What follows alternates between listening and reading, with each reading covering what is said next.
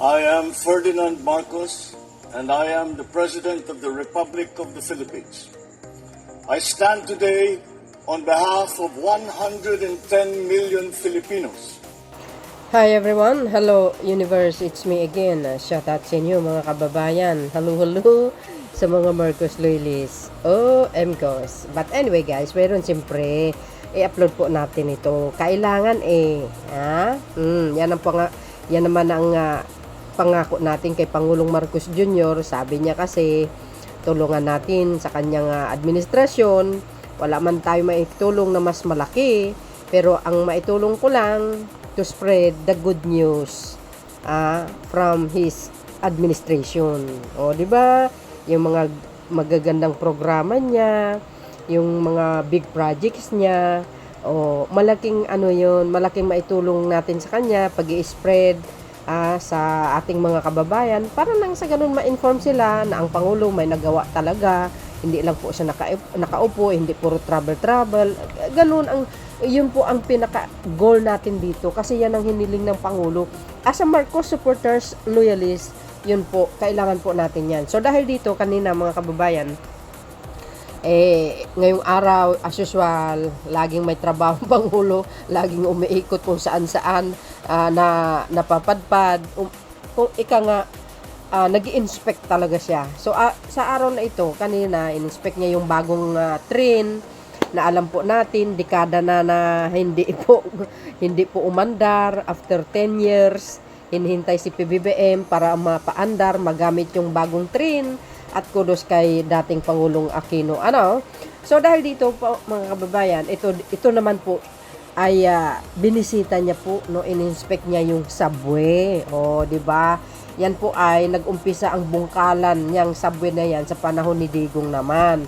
Siyempre, kung i-credit nyo naman mga kababayan, isalin nyo naman ang dating Pangulong Marcos Sr. Bakit? Blueprint po niya yan di ba? Plano niya po yan. Siyempre, ang anak ang magtapos. Di ba? Sabihin na lang natin mga kababayan. Plano yan, galing sa blueprint ni dating Pangulong Marcos Sr. I-credit natin sa kanya yung blueprint na yan. Dahil sa subway yan, sa panahon talaga niya yan. Pangarap niya talaga yan. Hindi lang maituloy-tuloy dahil nga sa ginawa sa kanila. Credit kay dating Pangulong Marcos Sr. Credit din natin kahit papano kay dating Pangulong Digong, kahit sabihin mo lupa lang ang binungkal, pero ang talagang nagtuloy itong project na ito si Pangulong Marcos Jr. Credit natin. Di ba? Baka sabihin na naman mga DDS, inangkin na naman ni PBBM. Pero kung mayroong mas higit na ma-credit natin, siyempre yung mag-ama, si dating Pangulong Marcos Sr. Tulad na sinabi ko guys, kasi blueprint po niya yan. Di ba? Tanungin nyo kay Secretary Tugade, siya po ang nagsabi niyan. Si Senator Aimee, binunyag niya yan sa syon ni Congressman Erwin Tulfo, ngayon senador na. Blueprint ni Apulacay yan lahat ng project ni Digong galing yan sa blueprint ni Apulacay. Ewan ko lang kung mayroon siyang project na hindi galing doon. I'm not sure, guys. But anyway, so dahil dito, guys, ipakita po natin ang Pangulo, yung kanyang video, yung kanyang, short speech. Sabi dito, mga bes, basahin po natin para kompleto detalyado. Okay? Today is July 16, 2025. Sabi dito, mga kababayan na yan, shoutout sa mga Marcos Loyalists, supporters, Filipino, and OFW. Hello, mga beswa. Unti-unti nang nabubuo ang Metro Manila Subway, magiging mas mabilis at mas ligtas na ang biyahe. Wow, excited ako sumakay. At maibabalik na sa mga Pilipino ang panahong nasasayang sa traffic. Di ba? Malapit na ang araw na masasabi nating nasakyan ko na ang subway sa Pilipinas. Wow, social. Diba guys? Ang alam ko matapos ito 27 or 28. Sana bagong bumaba sa palasyo sa 2028 si Pangulong Marcos Jr. Siya na lang po ang mag-cut ng ribbon. Tulad ng yung saan ba 'yon? Yung isang pinuntahan niya, no? Yung dyan po sa yung airport dyan sa Boracay, di ba? Sabi niya po dito, Metro Manila Subway, Camp Aguinaldo Station, Quezon City, July 16, 2025. Di wow. Social, guys. Sosyalin ng Pilipinas. Ano? Nako. Tsaka di kalidad dito. Hindi basta-bastang subway ito, guys, ha? You see? Ito yung mga highlights. Ayan, mga hapon, guys. May mga hapon dyan nandyan, eh. Ang isa sa mga talagang tawag dito, basta sila. At magaling talaga sila pagdating dyan, ayan, kasama si Secretary Vince Dizon. Alam niyo, napaka magarbong proyekto ito, no? You see? Ayan, ito, panoorin niyo mga kababayan itong kanyang interview.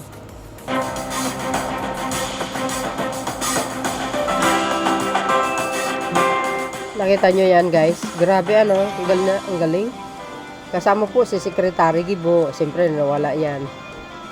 Ayan, wow. Mabilis ba itong train na ito, guys? Malamang mabilis ito, mga kababayan.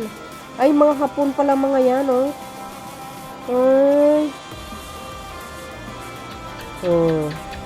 Isa sila, di ba, mga kababayan, ang mga hapon, ang isa sa mga nag-manage niyan. Sa construction na yan. Correct me if I'm wrong, Ay, wow, social. Lalim pala yan, mga kababayan. Ayan, ganun dapat ang leaders laging nag-i-inspect sa mga big project. Di ba? Wow, ganda. Sa wakas, mayroon na rin tayong subway. Noon pa sana yan sa panahon ni Pangulong Marcos Sr. na nangyari. Kanya lang, wala eh.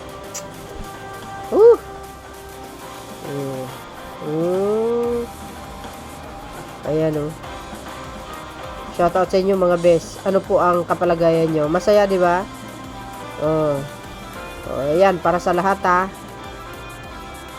Tigil-tigilan nyo yung mga credit grabber nyo. Wala kayong mapapala dyan.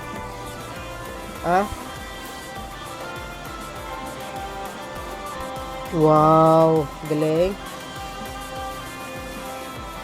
Ilang taon din yan, grabe. Hindi ko na inalam, guys, kung kailan na umpisahan yan.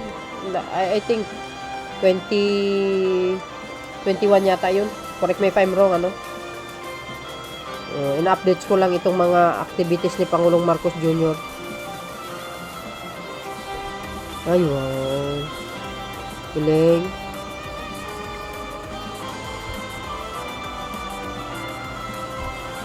Ay, pag natapos na yan, guys, ang saya-saya. Nandito tayo dahil in-inspection ko ang isa sa pinakamalaking proyekto na ginagawa natin para sa ilalim ng Department of Transportation para sa ating mga commuter. Ito yung ating subway project na papaabutin natin hanggang itong phase na ito, hanggang Valenzuela. Wow. Ngayon, pagka nabuo na ito, ang travel time mula sa Valenzuela hanggang sa airport ay sa kasalukuyan, mga 2 oras yan 2 oras kalahati. Kaya mababawasan yan hanggang mga 40 minutes na lang. Wow. Kaya napakalaking bagay pag nabuo natin ito. Nakakatuwa dahil yung mga Japanese lamang na nandito ay yung talagang espesyalista. Wow. Ngunit hindi lang sila nandito, tinuturuan din ang ating mga engineer. At kung makita niyo dun sa loob, isa lang, 2 lang ang supervisor na hapon. Karamihan ng mga nagtatrabaho, puro Pilipino na. Which once again, I am not surprised dahil kayang-kaya naman talaga ng Pilipino yan basta't maturuan ng mabuti. Correct. Kaya I urge everyone to keep going and we look forward to the day when we can say na nasakyan na natin yung subway sa Pilipinas. We have taken the tube to go to work. JICA is now the very strong commitment to support the Philippines through the especially improvement of transportation But on the other hand, we are also supporting the NSCL, the North-South Commuter Train, and also the LRT or the MRT. After the completion of the project, that could be the very good impact to the Metro Manila. And we are very supportive, and we have the strong commitment to support the Philippines. This project is much more focused on the subway, and this is the first showcase in this country. So maybe it could be a very good benefit, not only for the passengers, but also the users. But on the other hand, we are also supporting the NSCL and other trains like LRT or MRT. And also under the project, we also supported the PRI, the Philippine Railway Institutions. This is very good benefit, not only for the passenger, but also for the drivers and the technical staffs related with the transportation sector. It's a railway sector. You can enjoy the very good technology, which now the Japanese government or Japanese transportation company has already developed. We really hope the Filipino people can enjoy like a good service or the quality gained from the Japanese company. We are also supported not only the construction of the project, like a railway, but also we are much more focused on the O&M, operation and maintenance. So in this sense, the Japanese company has a good knowledge and also the experience for the O&M, especially for the MRT or the LRT. Maybe around one decades ago, the project is a little bit facing difficulties in terms of the O&M, but now we support it for the rehabilitation of the MRT, for example. So in the sense, I believe that now you can enjoy the very good services for the MRT. O, diba guys? So, yun mga kababayan. Pag yan natapos, mga bes, natural ang mga tayo, excited tayo sumakay. Mapupuno yan araw-araw.